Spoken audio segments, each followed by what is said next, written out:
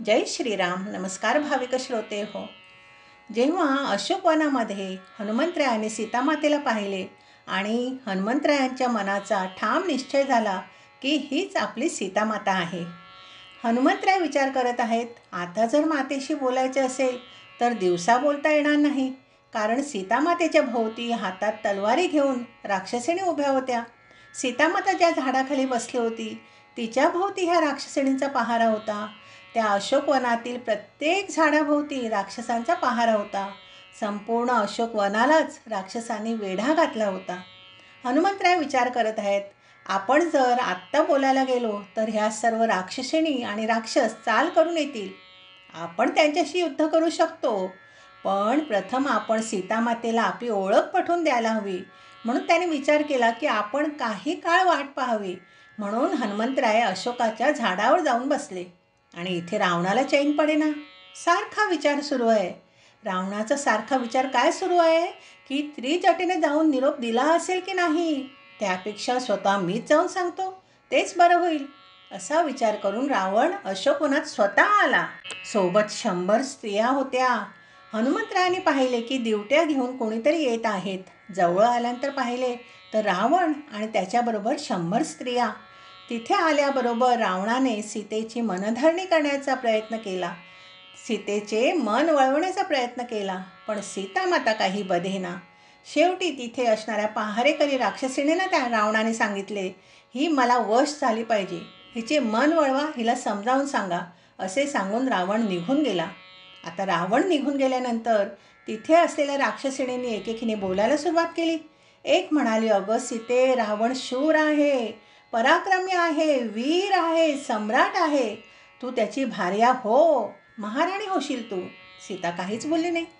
दुसरी राक्षसीण म्हणाली, इंद्राचा पराभव करणारा, कुबेराचे वैभव प्राप्त करून घेणारा असा बलाढ्य सामर्थ्यवान पती कुठे मिळेल?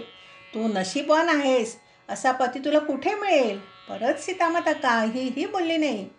परत दुसरी एक राक्षसीण म्हणाली, अगं देव, गंधर्व, दानव, यक्ष, किन्नर आदीकडून ज्याचा वध होत नाही असा हा अजिंक्य सम्राट लंकाधिपती, अगं तू भाग्यवान आहेस, त्याचा स्वीकार कर.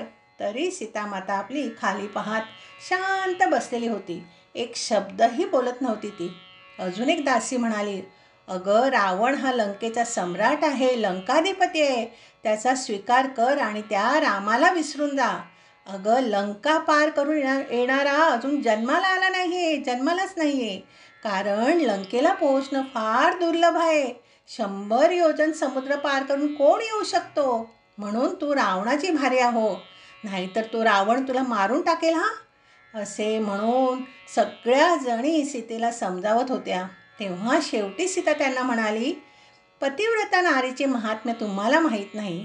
पती म्हणजे काय व पातिव्रत्य म्हणजे काय याचे तुम्हाला ज्ञान नाही आहे, कारण तुमची आसुरी संस्कृती आहे. आर्य संस्कृतीतील नारी ही आपल्या पतीशी एकनिष्ठ असते आणि माझ्या पतीवर पूर्ण विश्वास आहे. माझे पती हे शूरवीर पराक्रमी आहेत आणि मला निश्चितपणे माहीत आहे की हा 100 योजने समुद्र पार करून ते नक्की येणार आणि रावणाचा वध करून तुमच्या ह्या लंकेचा सर्वनाश करणार हे निश्चित आहे आणि याची मला पूर्ण खात्री आहे. म्हणून तुम्ही मला या सर्व गोष्टी सांगू नका. आणि आता तिथे त्रिजटा आली आहे आणि त्रिजटेने सांगितले, आत्ता मी काय सांगते ते नीट ऐका. आपल्या महाराजांचा निरोप आहे की इंद्रजित किंवा बिभीषण कोणीही आले किंवा स्वतः महाराणी मंदोदरी आली तरी सीतेला सोडू नका म्हणून. आणि आता रात्र बरीच झालेली आहे, तेव्हा आता सर्वजणी शांत झोपा. आणि त्या सगळ्या राक्षसिणी झोपायला गेल्या आणि आमचे हनुमंतराय विचार करतात हीच संधी योग्य आहे आणि ते झाडावरून खाली उतरले. आता आपण सीतामातेशी बोलूया, पण मातेशी बोलण्या अगोदर आतापर्यंत घडलेले सर्व रामचरित्र सीतामातेला सांगू आणि हे रामचरित्र मातेला सांगितल्यानंतर माता समजेल की मी असुर नसून रामभक्त आहे म्हणून. इथे आपण आजचा भाग संपूया. बोला जय श्रीराम.